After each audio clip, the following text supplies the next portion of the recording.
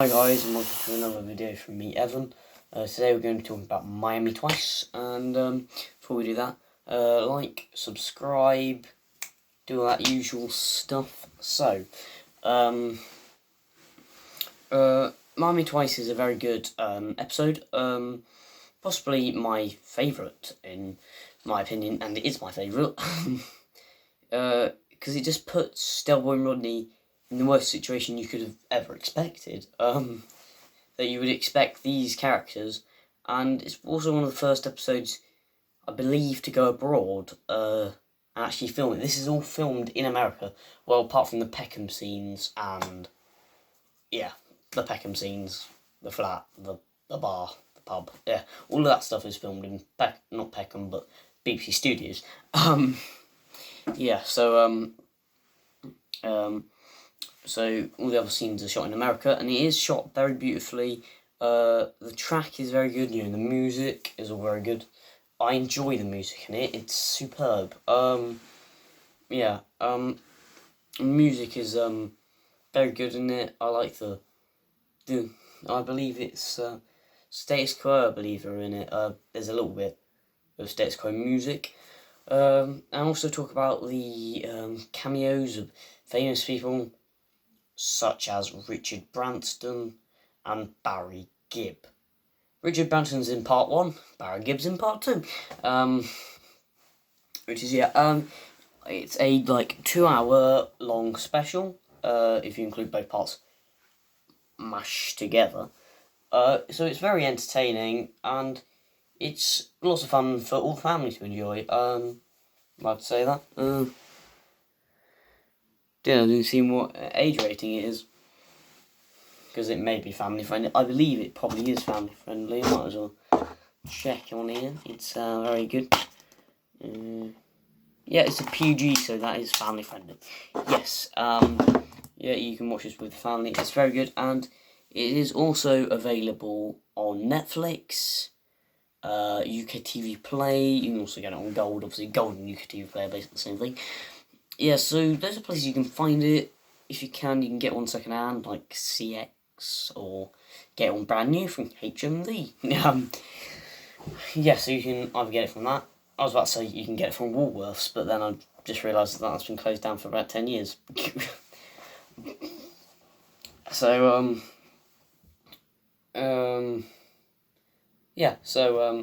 the acting is great. The director, I'm directed to search me out.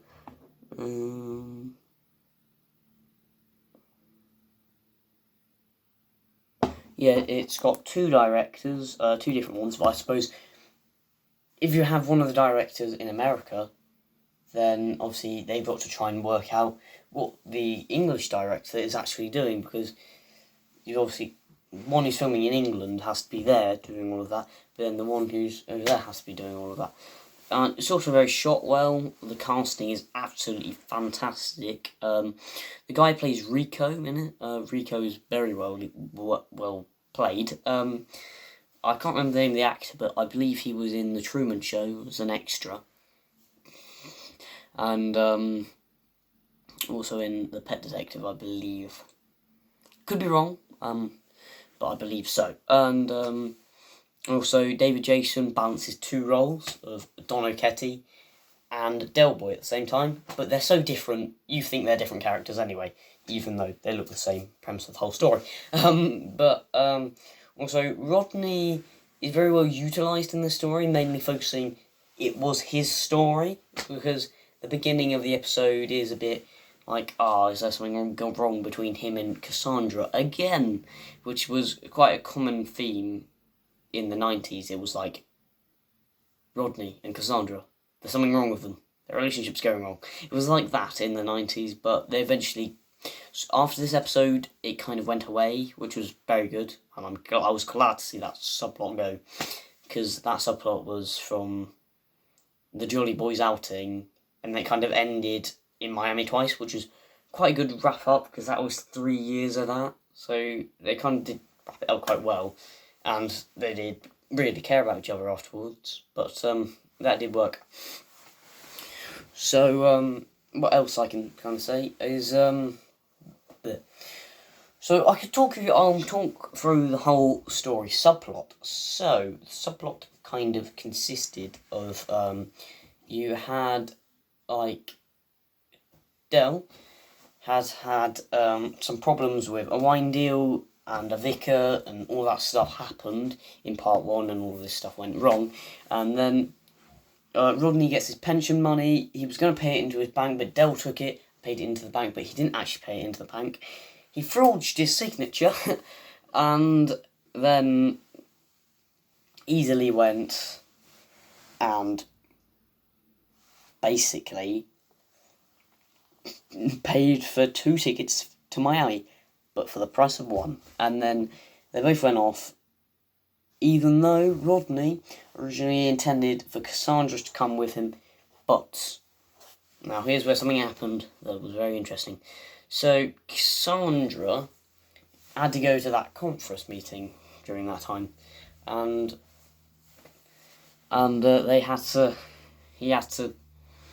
she couldn't come with him, which was a bit of a downer, considering that they were trying to go on this holiday for years. They planned ahead, but it's a bit sad. Well, they were trying to plan ahead, and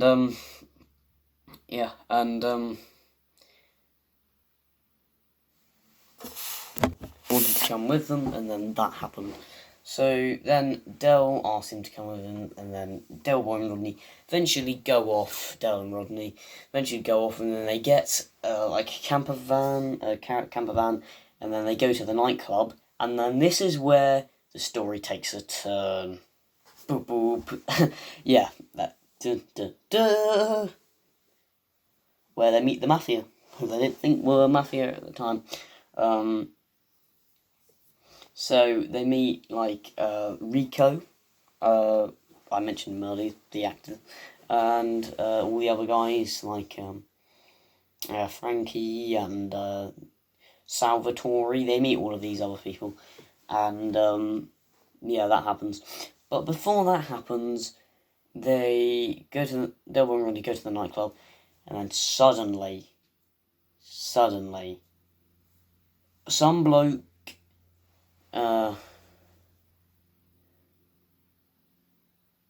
called Frankie, wasn't it? Yeah, so a bloke called Frankie believes that was Don O'Ketty, but obviously it was Del. But they look very, very similar, and they are played by both David Jason. So obviously one's more darker than the other, because one of them lives in America. That stuff kind of happens, and then it basically they have to Frankie's like we have to give you free food and all that stuff, like free food and drink, and it was like yes, thank you for choosing my restaurant. They're like that, yeah, and then all that kind of happens, and thank you for choosing my restaurant, and then suddenly, and then like the music goes, do.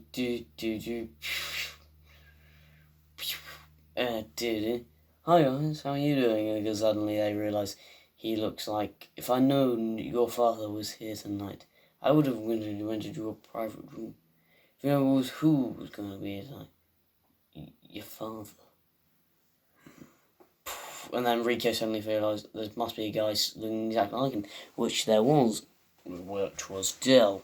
So then they ended up going over there, and as you probably would have guessed it, that's what happened, and that kind of stuff happened, and I went towards and Delbon walked into that situation.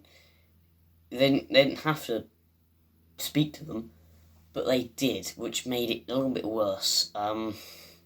See, the effects of that wasn't that great, and then they eventually then one of the other guys, I can't remember what he's called now, one of the other guys, he went over, he was like, and then suddenly he went to go into their camper van and ripped open the door, then literally automatically basically went like this. I could show you a demonstration. So guys, it was more like this. He was kind of like, boom, door down, and then he was like, boom, boom, the suitcase. It was like that. So, and then he was like that on the suitcase, on Jesse Bill's suitcase, and then he kind of went back to that kind of stuff, which he did, which then kind of caused that to happen. And yeah, so he basically nicked all their suitcases, a bit like my big suitcase here. Basically came in and robbed their suitcase. Reason why you had to use a demonstration was because you may have not guessed what the scene was like. So, yeah. Yeah, so that scene was kind of like that, as you saw in my demonstration. So it was like, boom, break down door, take luggage, take suitcase. All of that kind of unfolded. And then they're like, oh no, our suitcase is gone. Well, better acted than my acting skills, obviously. And they're like, oh, we've lost everything, we've been mugged, we've lost the money. And then it goes back to what they said earlier. Why don't we take our luggage in there and boogie around it? Which Dale said as a joke. It was like, oh, don't get sarky about it. But I mean, it was Rodney was right. He knew something would happen. He must be telepathic. Yeah, so that kind of happened. He did it was quite well done. Like, very well done. I don't know if I mentioned though, but part 1 is kind of a little bit more slower in places than part 2. Part 2 was like, maybe that's because more upbeat music and in fact it goes so quick. Yeah, so part 2, which I'm talking about at the moment, kind of fact that you had like Rodney having that argument with Dale, and they're like, what can we get with $22? And they're like, Dale's like, mugged. That kind of happens. And then suddenly, oh, guess who turns up? It was none other than Rico and Salvatore and all the others. And they're like, oh, Salvatore can sort this out, he's a lawyer. Yeah, but Salvatore is the only good guy, probably out of the whole thing. As well as Delboy and Rodney. And we see Marlene in the episode. Yeah, so kind of is the only kind of good person. The only good Mafia. And obviously, then they obviously go back, and then you kind of have the bits and bobs where they kind of, where they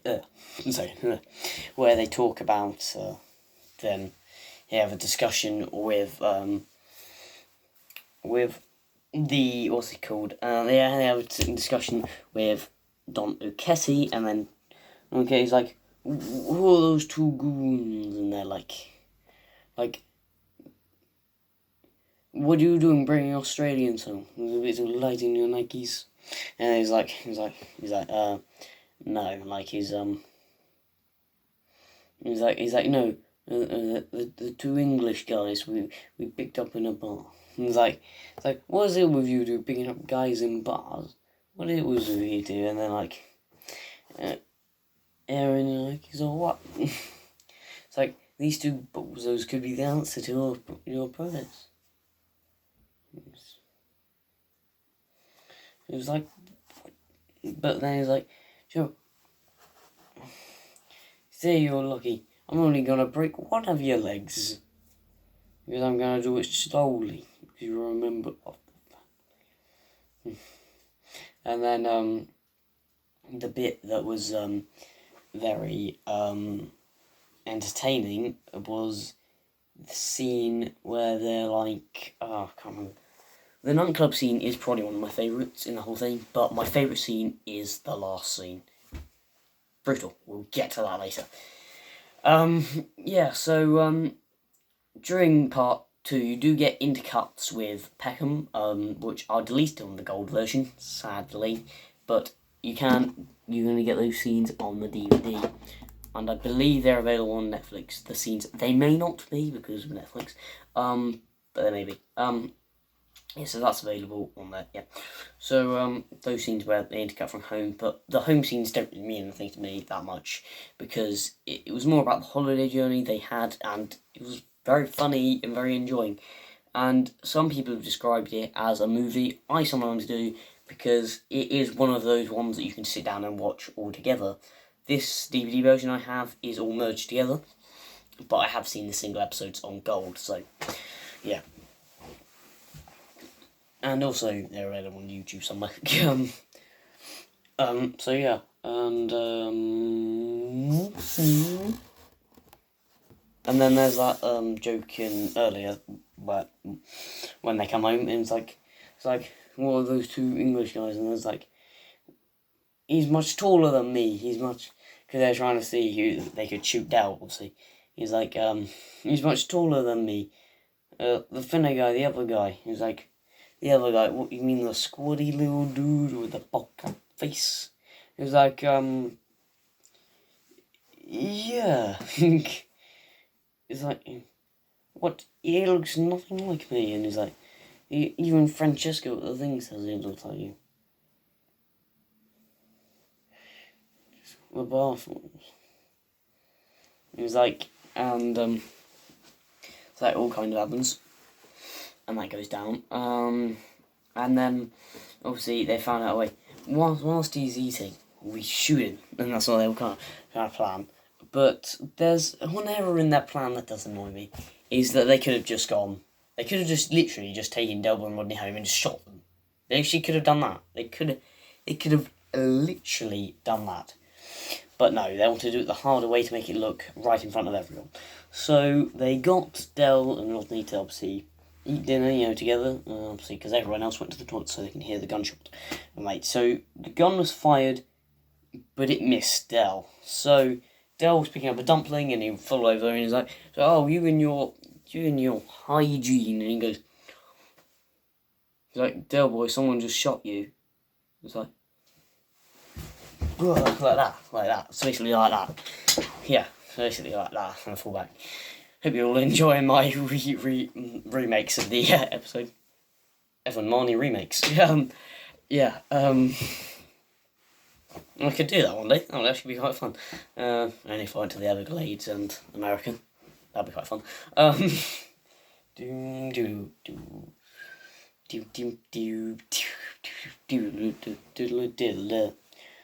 That may sound a bit like the Countdown theme tune. But it wasn't, obviously. So they kind of, the chair scene happens, and it was like, how can you laugh at a time like this? His father's just been shot. And then suddenly that happens, and that's all very funny. And then the guy was like, "Oh, I hope that wasn't my dessert." And it was like, and then that happens. And then, like, a bullet hits the back of my chair. I mean, you don't need it, Rico. You don't need it. You certainly do not. That's my impression of Rico. I can't do a very good impression. But that's the closest I can get, obviously. Because I'm not American, and I can't pull off that accent. But, yeah. Sorry about rambling there. Yeah, and then the scene after that kind of follows is the fact that annoys him, and then Del and Rodney then go to the beach, and then this is where they try and kill him on the jet ski. So basically he was literally just going like that, because Rico had purposely bought a broken one, because why not, and he's just a bit stupid. So he purposely bought a broken jet ski, which is a little bit stupid, but it was still quite of a good idea, because that way you could get the famous comedy scene that I love remembering from Miami Twice, is where Del Boy's on the jet ski going like that, and then Boise and Marley are like, oh, I liked Washington, and obviously they're on their trip to America. Obviously fits in plot convenience. They're like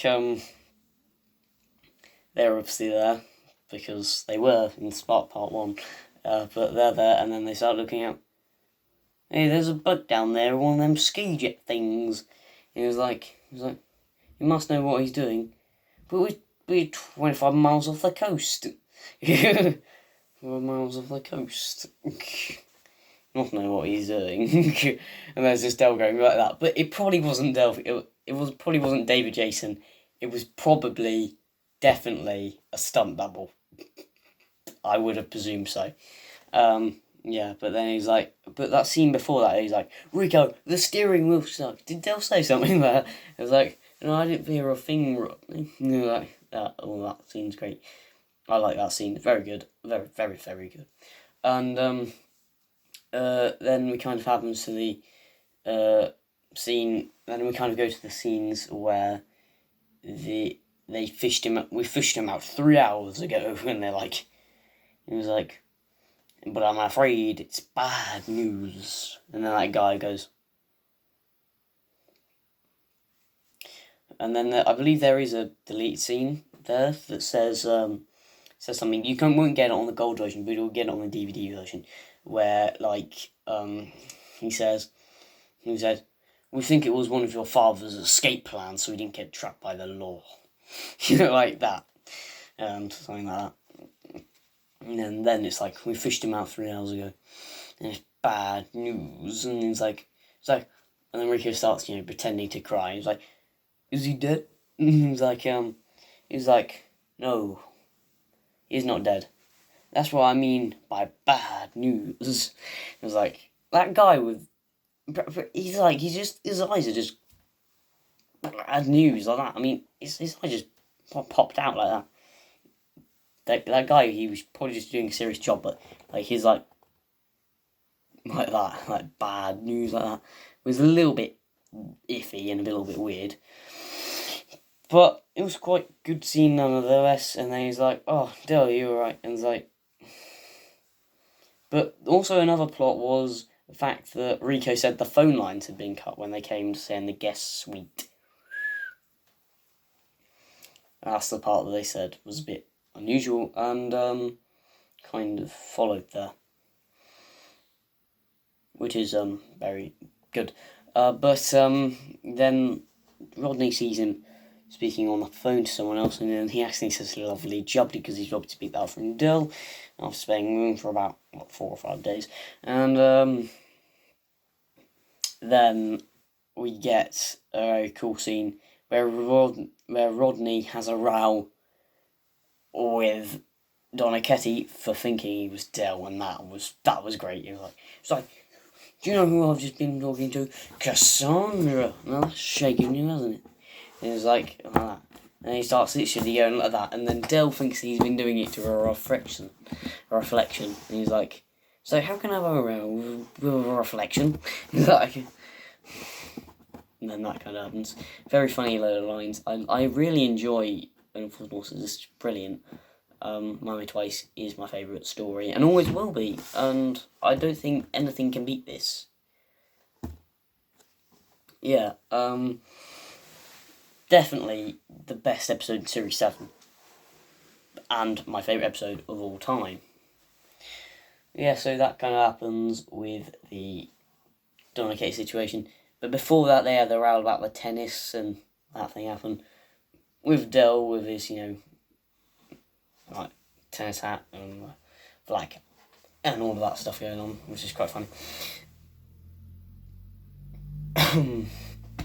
Yes, so with that scene happening there.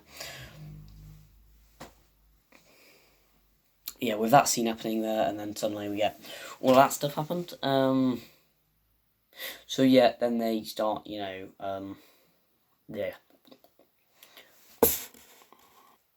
But one of my favourite ultimate scenes, which isn't my favourite scene of all time from Miami Twice, but is very close, is the scene where Del discovers he has a double. He's like, duel, and then you get to see all the things with then you get a recap of what happened earlier with the shooting at the table, the jet ski, all of that stuff. You get to see. He's like, they've been trying to kill me, and then suddenly he moves in and he stops like this, like, yeah, and then suddenly the two guys come in, and they're like, with the two Colombians, and they're like, oh, Bonetti, and they're like, oh, sit down, Bonetti. Yeah, so they're like, oh, Bonetti, and then all of that kind of happens, which is a little bit unusual. So that Bonetti stuff happens, and it's like, oh, and then suddenly the shower goes, your home room is doing the thing. He's like, oh, that's my girlfriend in there, and he's like, Donna Kitty Senorita. He's like, oh, nice, and he's like, yeah, and then he said, I gave him a dose of chili con carne last week. Well, I'm going to tell him, but you know what they're like, don't you? He's like, that. This is quite funny. All of that joke was quite funny. And then it was later, yeah. And then towards the last bit of the story, which is my personal favourite scene of all time, I commented on a video like this when I mentioned something about Miami twice.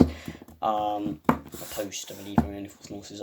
I mentioned something, so I thought, why don't I do it today? And I talked about this scene, was the scene where they're running through the Everglades, and they're like, but the scene before that, which kind of goes into the Everglades scene, is where they're going over the fence where they're like, and then the top gets stuck like that. So he says, oh, like, Del, you're like, the top's like stuck, like that, and then like he's like, oh, I've got to go, there's something sharp up there, and then that music goes so well, like, do do do diddle diddle diddle diddle diddle. So that music is all great. I really enjoy that music. It's like pew pew diddle diddle diddle, and then they go over, and then obviously they get into that car scene with Miss Daisy, and they're like, are you enjoying the ride, boys? And then like all of that happens, which is all a bit bad. That scene isn't the best, but they're going so slow, which makes it so funny, because they're like, it's like, this right will be done for curve crawling. Like, that's what Rodney says, and then they actually go straight ahead, and then we end up, they end up then going to the, I can't remember the place now, but they end up going to the place they need to go. They end up running into the Everglades, and then the famous sit down on the log, and the alligator comes out and goes. And apparently, I saw something in the story of Only Fools and Horses where they actually poked the alligator with a stick. So they wouldn't allow that. Health and safety these days, they would not allow that. But, this was the 90s. So they would have allowed anything. Yeah, so they used to poke it with a stick and it would go like that. So they could have died. And then suddenly and then they started, out, and then they run, and then stand up and slowly walk. What do you mean? That thing? He's like, yes. It's like, and they're like, who on earth let it out? I mean, they live here in the Everglades. What do you mean, they live here? And it was like, yeah, well, they live here, in the Everglades. What do you mean, they? Did you say there's more than one of them? And Dale's expression to Rodney. And then he's like, the scene after that is then, you see me trying to recap, I know most of it. And then when this stuff happens, he's kind of like, it's very rare to see them in the daylight, because they're normally a nocturnal animal. So come tea time, there'll be millions of them. It's like, yeah. So let's get out of here, and then they go up to the sea bit. Not the sea, like kind of the swampy water. I didn't mention about the Del accent falling into the swamp, which is very funny. But then they go up to the swamp water, and then all the Mafia, like Donna Ketty and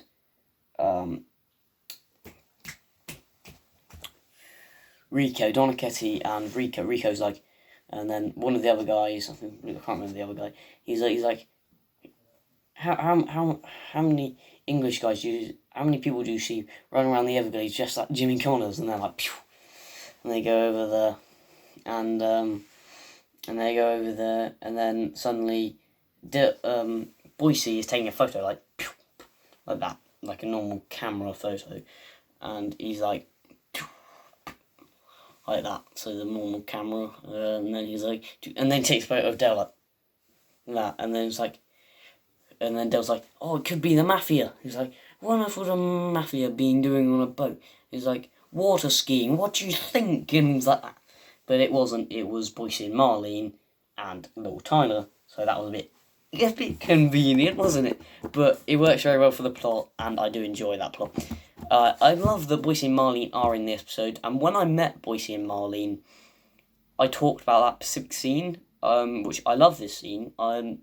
Means a lot to me, the scene, and I believe it was one of my earliest exposures to Only Fools and Horses. I believe so. Well, I remember. So yeah, and they kind of go to the back bit there, and that happens there, and then they kind of go.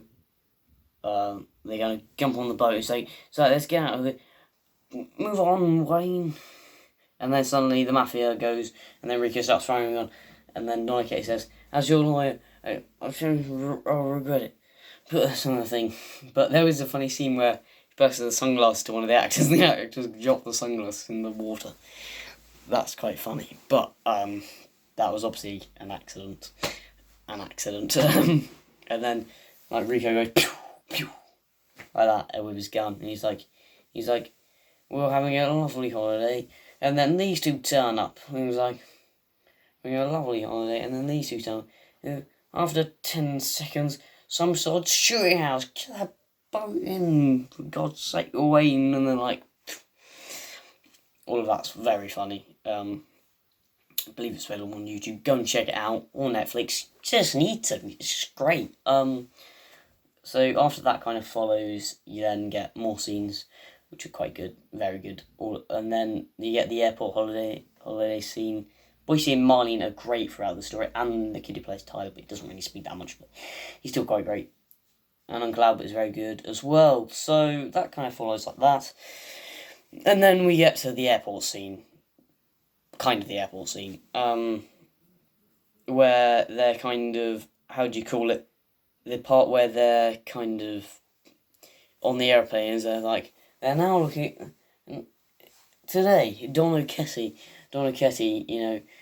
man for 3 accountants, 3 murders, and he's now been put on trial and being sent to prison, which he should have done. And everyone was like, hooray, that's a good thing.